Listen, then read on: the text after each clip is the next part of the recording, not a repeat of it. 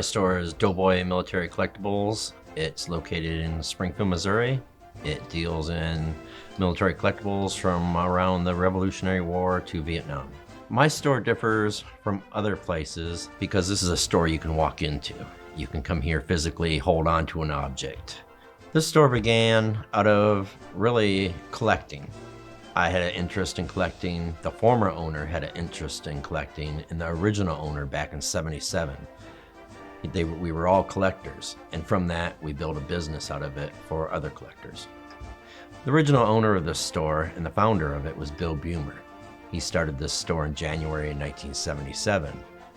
I don't know why it was started here in Springfield, but I know Bill Bumer lived in the local area here, and he was born and raised here. But it's really central to the area of the Ozarks, and a lot of the Ozarks people did participate in World War I, World War II, Vietnam, so there's a large veterans base here.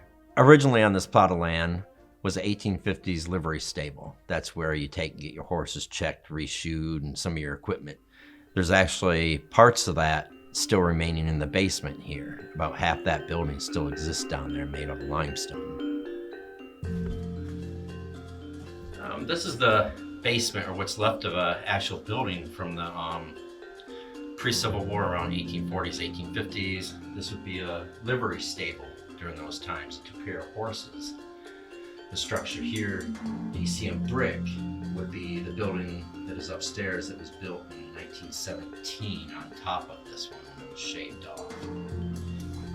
This original limestone here is most likely quarried from the Phoenix mine, which lays just west of town near Willard. I think one of the biggest fames that this place has had on the criminal side would be a double homicide that happened in about 1957. That's where a shop owner had a burglar come in and he was going to rob him. A lot of noise was made, so the other owner of a mercantile next door rushed in to help him. That both ended up dying in this situation.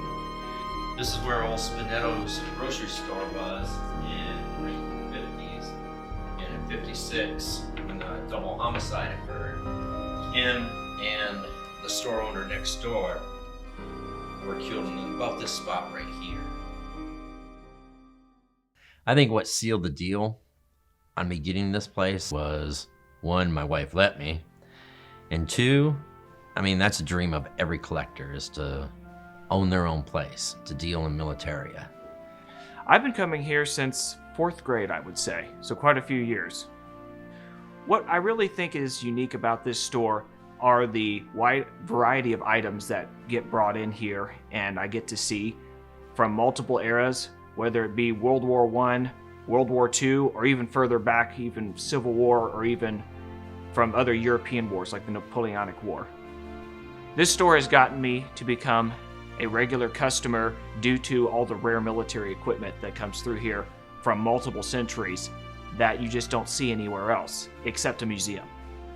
I've been coming to the store, and really become, a regular customer just because of Ron's knowledge of his collectibles that he has here. He really has a wealth of knowledge, dating back to, Revolutionary War and before to modern day military collectibles. One of my favorite items that I got is it's a shell that was excavated in 1919. This was fired during the Battle of Springfield.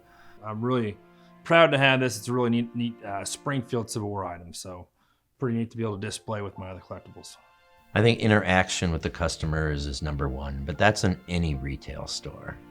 But here I can get a little bit closer. I'm the boss, I don't have employees, so I can actually walk them around the store. I can joke with them. I can actually put a piece of history into their hands. If I have a kid walk in the store and he has a little inkling that he likes militaria, I'll give him a few patches, I'll walk him around the store personally. I like to bring people into collecting as well, because that's your customer base and you've got to continue that through the years. The one thing I want somebody to take away from this is, history's got to be protected. You've got to save history. There's bad history, there's good history, but you've got to save history.